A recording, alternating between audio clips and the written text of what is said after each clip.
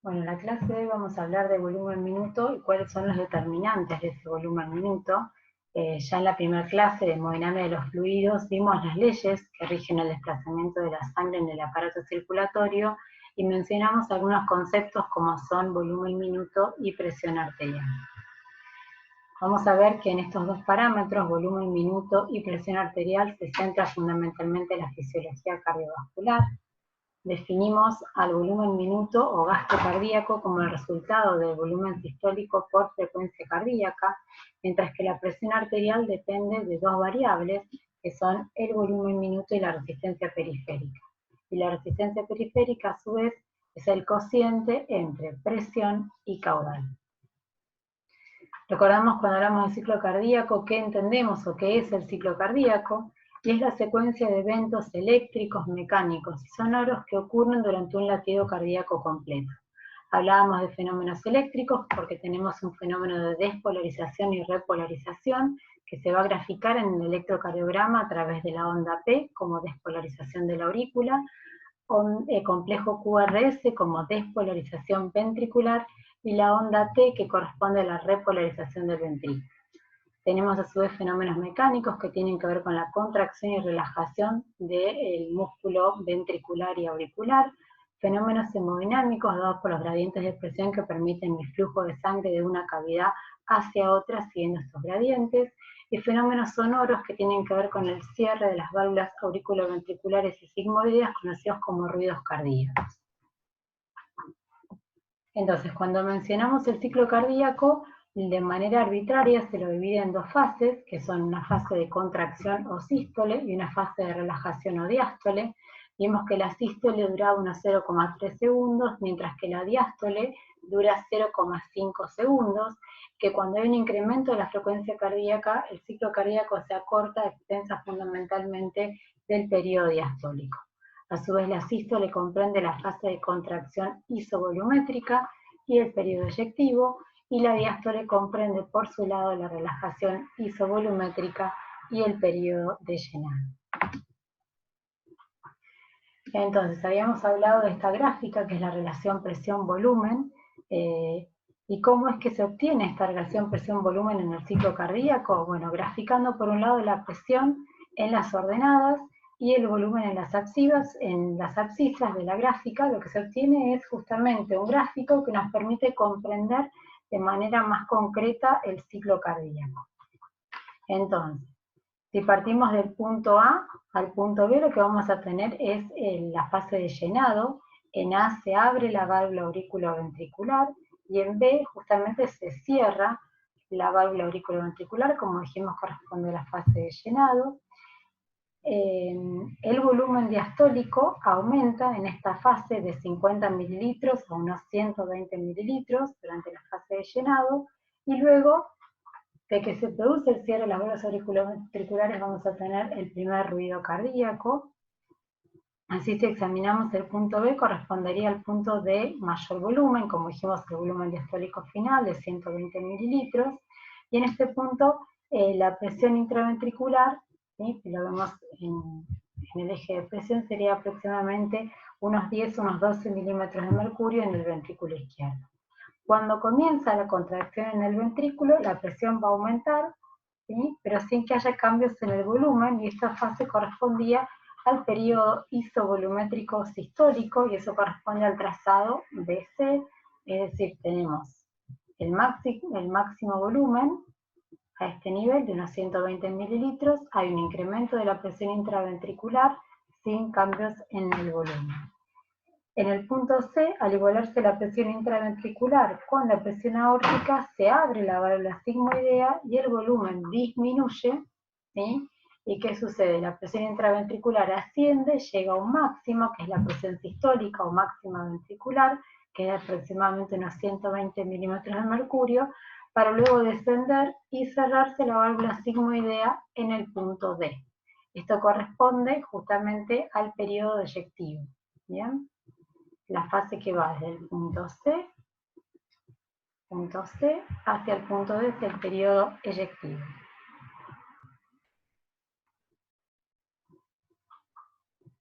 Cierre de la válvula sigmoidea corresponde al segundo ruido cardíaco, Y acá tenemos, en este punto se puede detectar la magnitud del volumen expulsado, es decir, el volumen sistólico, que recuerdan es de aproximadamente unos 70 mililitros.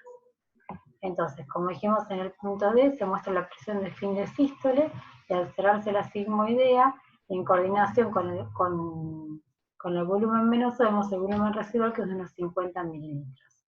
Desde el punto D hacia A, lo que vamos a tener es una disminución de la presión, pero con un volumen constante, y eso corresponde al periodo isovolumétrico diastólico.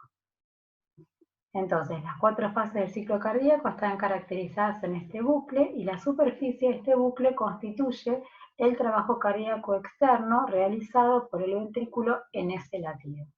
Bien, fíjense, entonces mencionamos el volumen residual, de unos 50 mililitros, el volumen diastólico final de 120 mililitros aproximadamente, el volumen eyectado es de 70 mililitros, es el volumen sistólico.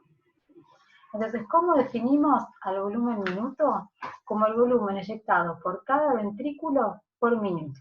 Es un parámetro sencillo que permite caracterizar la función de bomba cardíaca, ¿bien? Y como mencionamos antes, es el producto del volumen sistólico por la frecuencia cardíaca.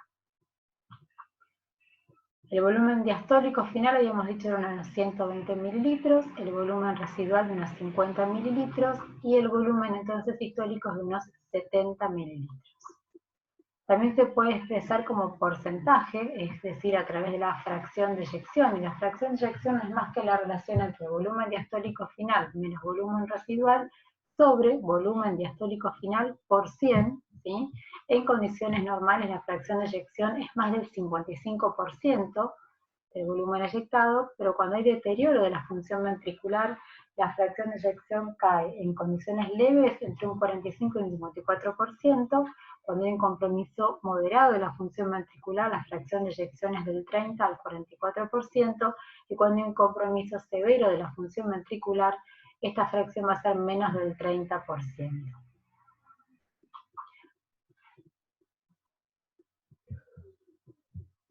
Cardiac output is the amount of blood pumped by each ventricle in 1 minute. It is the product of stroke volume, the amount of blood pumped in one heartbeat, and heart rate, the number of beats in 1 minute. An increase in either stroke volume or heart rate results in increased cardiac output, and vice versa. For example, during physical exercises, the heart beats faster to put out more blood in response to higher demand of the body. Bien. Entonces, otra manera de definir el volumen minuto es la definición clásica, es el volumen de sangre eyectado por el ventrículo izquierdo hacia la aorta en un minuto. Entonces, como dijimos, el volumen minuto es el resultado del volumen sistólico por frecuencia cardíaca, y el volumen sistólico es de unos 70 mililitros, y la frecuencia cardíaca es de unos 70 latidos por minuto, tendremos un volumen minuto promedio de aproximadamente unos 5 litros. Y es la cantidad de sangre entonces que expulsa el corazón en un minuto. Ese es el gasto cardíaco promedio, pero el gasto cardíaco puede incrementarse en respuesta al aumento de los requerimientos. Noteworthy that the ventricles do not eject all the blood they contain in one beat. In a typical example, a ventricle is filled with about 100 milliliters of blood at the end of its load, but only 60 milliliters is ejected during contraction. This corresponds to an ejection fraction of 60%. The 100 milliliters is the end diastolic volume, or EDV. The 40 milliliters that remains in the ventricle after contraction is the end systolic volume, or ESV. The stroke volume equals EDV minus ESV, and is dependent on 3 factors: contractility, preload, and afterload. Entonces, vamos a ver a su vez, cuando veamos la próxima clase de presión arterial, que el volumen minuto justamente es uno de los principales determinantes de la presión arterial, junto con la resistencia periférica. Entonces, volumen minuto de vuelta, volumen sistólico por frecuencia cardíaca. Ahora es lógico pensar que el volumen minuto no va a ser igual en distintos individuos. En este review, por ejemplo, planteo un caso clínico donde planteo a un paciente que presenta un cuadro de hematuria macroscópica, por lo que se le hace una tomografía y se ve una masa renal y se decide su nefrectomía total. sea, ¿cómo se espera que esté el volumen minuto en ese paciente una semana post-nefrectomía? Que haya un aumento, una disminución o que no haya cambios en cuanto al volumen minuto. Entonces, la respuesta correcta es que justamente el volumen minuto disminuye. En este simposio que se realizó, la gran mayoría respondió que no cambiaba o que aumentaba el volumen minuto como consecuencia de la pérdida renal. Sin embargo, la respuesta correcta es que disminuye, y esto se debe ¿por qué? Porque en realidad el volumen minuto representa o está distribuido de la siguiente forma, y prácticamente el 22% del volumen minuto corresponde al riñón. Por lo tanto, si el paciente tiene un riñón menos, va a tener una caída del volumen minuto. Es decir, que el volumen minuto no está determinado solamente por la bomba cardíaca, ¿sí? Sino que se habla de una teoría periférico-céntrica, en la cual el corazón se adapta a las necesidades metabólicas de los tejidos. Y esto es fundamental, porque cuando no hay una adaptación a los requerimientos metabólicos, el paciente se encuentra justamente en insuficiencia cardíaca. Entonces, el volumen se ajusta en cada momento para mantener un transporte adecuado de oxígeno y transporte adecuado de oxígeno a los tejidos, ya sea por incremento de la frecuencia cardíaca, que como mencionamos cuando vimos anemia era uno de los mecanismos compensador, en casos de que el paciente tenga un síndrome anémico, o bien por aumento del volumen sistólico, como puede ocurrir durante el ejercicio, o en ciertos casos donde hay un aumento de la volemia. Ahora, también es esperable pensar que el volumen minuto no sea lo mismo en un paciente de 120 kilos y de 1,90 de altura a una mujer de unos 60 kilos y que mida 1,60. Y por eso se utiliza el volumen minuto indexado por superficie corporal, que es el índice cardíaco, que es el gasto cardíaco en función de la superficie corporal, y el valor promedio normal es de 2,6 a 3,4 litros por minuto por metro cuadrado. Entonces, hecho este pequeño repaso, vamos a ver cuáles son los determinantes de la función cardíaca, que como ya adelantamos en la clase pasada, son la precarga, la poscarga, el inotropismo y la frecuencia cardíaca. Entonces, ¿de qué depende el volumen sistólico? De la precarga, de la poscarga y de la contractilidad. La ley de Laplace se aplica justamente para órganos que poseen una cavidad de tamaño determinado con una presión intracavitaria, donde la tensión parietal va a ser igual a la presión intraventricular por el radio dividido el espesor de la pared.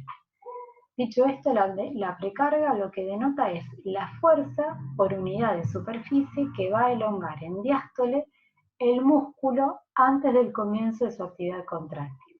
O sea que si pensamos en qué momento del ciclo cardíaco, graficado acá en el loop presión-volumen, se encuentra la precarga, es justamente el momento antes de que comience la función contráctil. La sístole comienza acá, justamente cuando comienza el periodo isovolumétrico sistólico, y luego viene el periodo eyectivo. Por lo tanto, la precarga se ubica acá en el loop presión-volumen. También se puede hablar de precarga como la fuerza por unidad de área, denominada tensión, ejercida exactamente después de la contracción auricular y en el momento previo al comienzo de la actividad contráctil del ventrículo. Es decir, acá tenemos la patada auricular, cuando finaliza el llenado ventricular, al final del llenado ventricular tenemos la patada auricular, y en este punto, es donde vamos a localizar entonces a la precarga. Muchas veces se utiliza la precarga como sinónimo de volumen diastólico final, ya que coincide con el punto en el cual medimos la presión diastólica final, y se usan entonces como sinónimo volumen diastólico final y presión diastólica final. Y vamos a ver que cuando aumenta el retorno venoso habrá mayor llenado ventricular y el volumen sistólico va a ser mayor. Y esto está dado por la tensión que soportan las paredes ventriculares al final de la diástole. ¿Cómo explicamos este mecanismo? A través de la ley de Frank-Starling. Vamos a ver que Frank-Starling lo que establece es un mecanismo de regulación heterométrico, es decir, que hay un cambio en la contractilidad en función de un cambio en la longitud del sarcómero. ¿Sí? Entonces, la longitud del sarcómero se va a incrementar aumentando la tensión, ¿sí?, que se desarrolla. Recordarán que el sarcómero es la unidad anatómica y funcional del músculo estriado.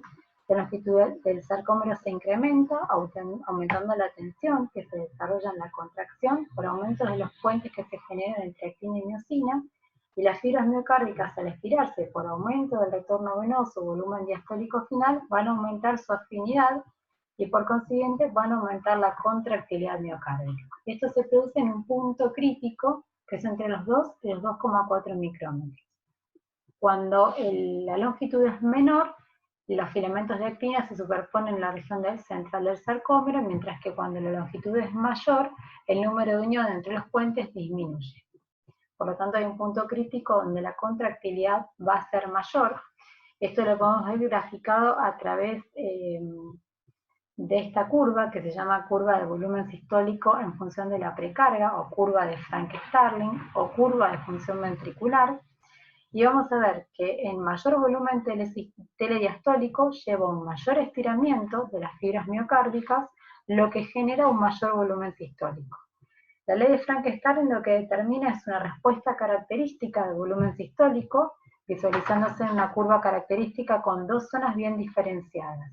La primera parte de la curva, de pendiente marcada, que produce un aumento significativo del volumen sistólico en forma paralela al aumento de la precarga, mientras que la segunda parte es una zona aplanada, el aumento de la precarga no se acompaña de cambios relevantes en el volumen sistólico, o es la zona de precarga independiente.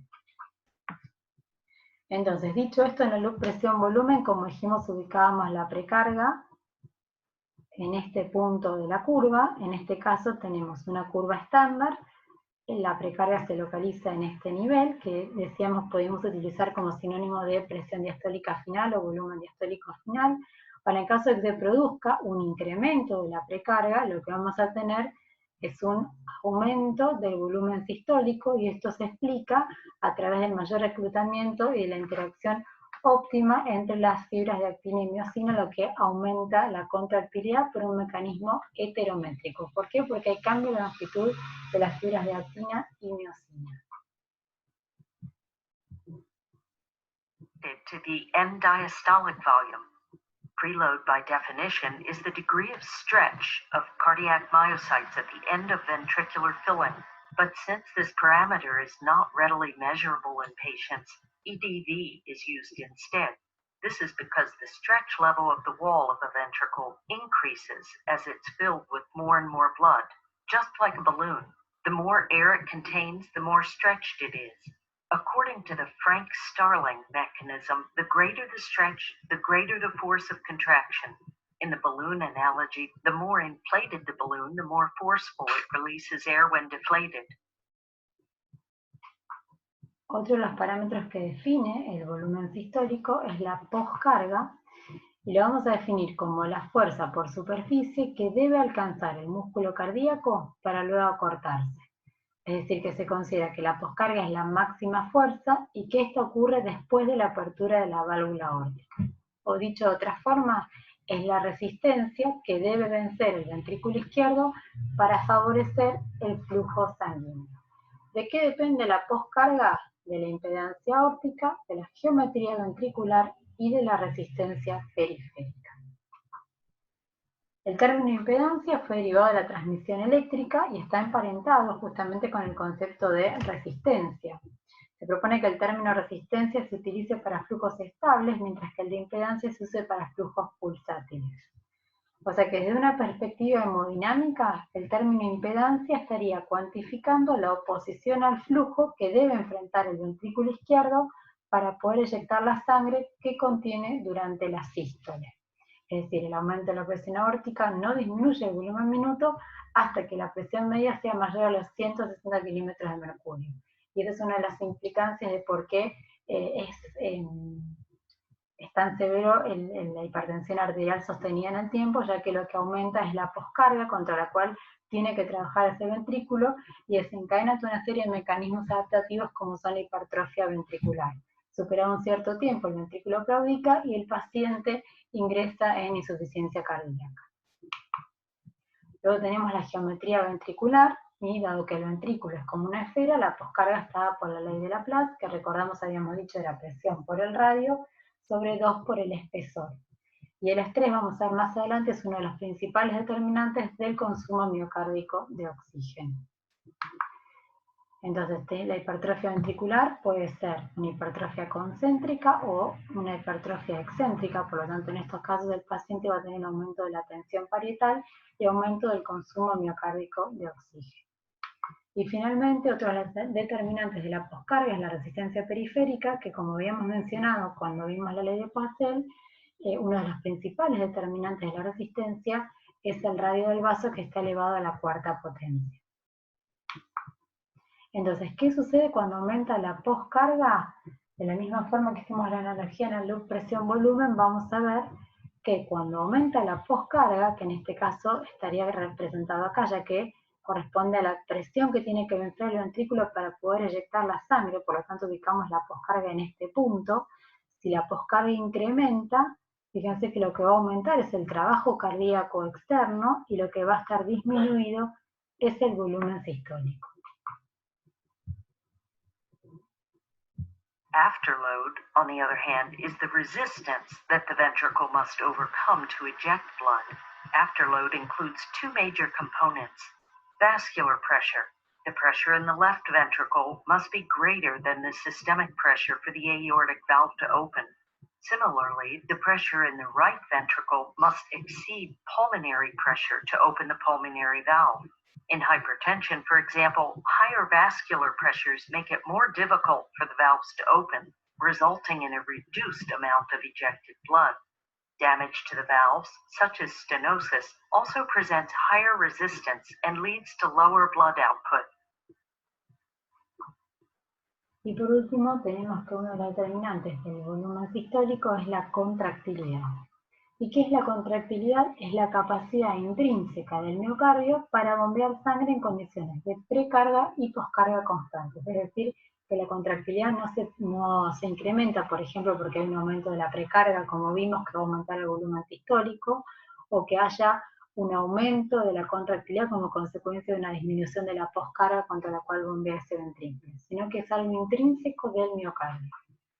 ¿Y de qué manera va a aumentar la contractilidad? A través de dos factores, ya sea por un incremento de la sensibilidad de las proteínas contractiles al calcio o bien por un aumento del calcio intracelular. Y en el loop presión-volumen vamos a ver reflejado el incremento de la contractilidad como un incremento de la pendiente. Y por lo tanto va a haber un aumento del volumen sistólico. ¿Qué situaciones o qué condiciones van a incrementar el inotropismo? Todas las drogas llamadas inotrópicas positivas, como son la adrenalina, noradrenalina y dopamina, mientras que el inotropismo va a estar disminuido en caso de uso de beta bloqueantes o bloqueantes cálcicos, y fíjense cómo va a variar el loop presión-volumen. Incremento de la pendiente en caso de drogas inotrópicas positivas, o disminución de la pendiente en caso de inotrópicas negativas, y este sería el caso control. Hablamos de mecanismos de autorregulación heterométricas, como era el mecanismo de Frank-Starling, pero también hay mecanismos de autorregulación homeométricos, que son cambios en la fusión cardíaca sin involucrar un cambio en la longitud de la fibra antes de contraer. Y se describen dos efectos, que son el efecto escalera o de Godwich y el efecto Henry. El efecto escalera de Godwich es un mecanismo intrínseco para la regulación del volumen sistólico, donde a medida que aumenta la frecuencia cardíaca, la fuerza de contracción se va a aumentar. Y esto refleja un cambio en la contractilidad asociado con mayor calcio intracelular libre en el miocardio. Otro de los mecanismos es el efecto Henry, que es un método de autorregulación en el que la contractilidad miocárdica aumenta con la poscarga. Se determinó experimentalmente que el aumento de la poscarga causa un aumento proporcionalmente lineal de la inotropía ventricular, posiblemente ya que el estiramiento sostenido lo que va a hacer es activar intercambiadores sodio-protón dependientes de la tensión, llevando sodio al sarcolema, y ese aumento del sodio en el sarcolema lo que hace es reducir el gradiente de sodio explotado por el intercambiador sodio-calcio, y finalmente lo que va a generar es un aumento del calcio intracitoplasmático, y eso va a activar a la liberación de calcio inducida por calcio, y como consecuencia un aumento de la contractilidad. Bueno, esos serían los mecanismos de autorregulación heterométricas y homeométricas, ¿sí? Esos son los factores intrínsecos que regulan el gasto cardíaco, pero vamos a mencionar algunos de los factores extrínsecos que los vamos a ver más en detalle cuando veamos presión arterial, que son los factores nerviosos, simpáticos y parasimpáticos, y los factores humorales. Entonces, a modo de repaso, porque es muy importante que entiendan cómo se altera la gráfica presión-volumen cuando se modifica la precarga, la poscarga y la contractilidad. Es importante que sepan ubicar dónde está la precarga, dónde está la poscarga y cómo se modifica. Dijimos que la precarga correspondía a la presión diastólica final, o que era sinónimo del volumen diastólico final, en este caso 120 mililitros. Cuando aumentaba la precarga, lo que teníamos era un aumento del volumen sistólico. En este caso lo que tenemos acá es un aumento de la poscarga que se localizaba en este punto, y como consecuencia del aumento de la poscarga, fíjense que hay una reducción del volumen sistólico, ¿sí? Entonces, aumento de la poscarga, por ejemplo, por aumento de la presión aórtica, ya sea por una estenosis aórtica o bien por hipertensión arterial, lo que aumenta es la presión ventricular con la misma contractilidad, y va a haber aumento del volumen sistólico final y caída del volumen sistólico con aumento del trabajo cardíaco externo. Habíamos mencionado que la precarga se ubicaba en este punto, y en este caso lo que tenemos es aumento del volumen sistólico, ¿bien? Aumenta el volumen diastólico final, aumenta el volumen sistólico con la misma contractilidad, y esto lo explica por el mecanismo de regulación heterométrica, que es el mecanismo de Frankenstein. Y finalmente, la contractilidad, en caso de que haya reducción de la contractilidad, tenemos caída de la pendiente y caída del volumen sistólico. Dentro de los factores extrínsecos dijimos factores nerviosos, simpático y parasimpático, y factores humorales como son el sistema renina-angiotensina-aldosterona, la hormona antidiurética y los factores natriuréticos.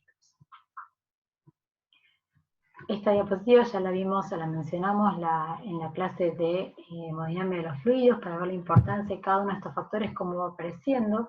Ya en su momento hablamos de la ley de Poiseuille, hablamos ahora, ya entendemos el concepto de precarga, contractilidad y poscarga como determinantes del volumen sistólico, y vamos a ver de qué manera el sistema nervioso autónomo y los factores humorales van a regular los determinantes de la presión arterial y por lo tanto del volumen minuto, que es uno de los determinantes de la presión. Entonces, el sistema renina-angiotensina-aldosterona, ante una disminución de la perfusión del riñón, hay una caída de la presión arterial o del sodio que llega al riñón. Esto estimula la liberación renal de renina. La renina lo que hace es catalizar la conversión del angiotensinógeno en angiotensina 1, y la angiotensina 1 se va a transformar por acción de la enzima convertidora de angiotensina en angiotensina 2, que como vamos a ver es un potente vasoconstrictor, y si recordamos la ley de Poiseuille, el radio del vaso está elevado a la cuarta potencia, por lo tanto, mediante la variación de la resistencia periférica va a incrementar la presión arterial. A su vez, la angiotensina 2 va a estimular la liberación de aldosterona y la liberación de corticotrofina y hormona antidiurética. Igual quédense tranquilos que estos conceptos los vamos a ver más en detalle cuando veamos presión arterial y regulación de la presión arterial. Entonces, ¿cuáles son los principales estímulos para la liberación de la aldosterona? El sistema renina-angiotensina-aldosterona, la elevación plasmática del potasio y la CTH hipoglicemia. Vamos a ver que la aldosterona actúa con receptores citoplasmáticos y luego se introduce en el núcleo con el mismo receptor y comienza la transcripción genómica. Aumentan así la cantidad de bombas sodio-potasio con mayor cantidad de canales de sodio y un cotransportador sodio-potasio-cloro. Y el efecto neto va a ser aumentar la reabsorción de agua y sodio y secretar potasio y protones. Por otro lado, la hormona antidiurética va a ser liberada bajo dos estímulos, como son el aumento de la osmolaridad plasmática y la disminución del volumen del líquido extracelular. ¿Sí? Pero fíjense que el principal estímulo para la liberación de la hormona antidiurética es la osmolaridad plasmática, ya que la liberación es directamente proporcional, es lineal. Finalmente tenemos los factores natriuréticos, como es el péptido natriurético atrial, que es liberado por la aurícula derecha en caso de que haya un aumento de la presión arterial y aumento del volumen. Eso va a estimular que el péptido favorezca la pérdida de sodio urinario, la pérdida de agua urinario, bloquee el mecanismo de la sed, bloquee la liberación de hormona antidiurética, aldosterona, epinefrina y norepinefrina y genere vasodilatación perigénica. A través de estos mecanismos lo que voy a lograr es una reducción del volumen circulante y una caída de la presión arterial con la consecuente restablecimiento de la homeostasis. Otro de los determinantes del volumen minuto dijimos que es la frecuencia cardíaca. Los reguladores más relevantes del nodo sinusal son el simpático y el parasimpático. Normalmente la frecuencia de una persona obedece al automatismo de las células del nódulo sinusal, como ya lo vieron en la clase de electrofisiología. El automatismo de estas células es de unos 60 a unos 100 latidos por minuto. Ahora, en caso de que aumente el tono parasimpático o vasovagal, lo que voy a tener es una disminución de la frecuencia cardíaca mediada por acetilcolina y el paciente va a presentar bradicardia con la consecuente disminución del volumen minuto, mientras que en caso de que haya estimulación del sistema nervioso simpático, cuyos neurotransmisores son la adrenalina y noradrenalina, el paciente va a presentar taquicardia con aumento del volumen minuto. Entonces, para esto existen centros en el bulbo raquídeo que producen la inervación autónoma del corazón, son centros cardioaceleradores que van a activar los nervios simpáticos y centros cardioinhibidores que controlan las neuronas parasimpáticas, reciben la información de centros superiores que monitorean la presión sanguínea y la concentración de los gases disueltos, dando la respuesta. ¿Sí? Y también existen mecanismos reflejos, solo para mencionarlos, como es el mecanismo de Bainbridge, que cuando la presión venosa disminuye, estos varoreceptores mandan impulsos hacia el centro cardioacelerador y van a aumentar la frecuencia cardíaca. Entonces, es muy importante que recuerden el loop presión-volumen, que tengan en claro cuáles son los determinantes del volumen minuto, precarga, poscarga y contractilidad, cuáles son los mecanismos de regulación heterométricos, como es el mecanismo de Frank-Starling, los mecanismos de regulación homeométricos, efecto ANREF y el fenómeno de Bowditch o de escalera, y que sepan el concepto de precarga y poscarga. ¿Sí? Igualmente estos conceptos los vamos a repasar la próxima clase cuando veamos presión arterial.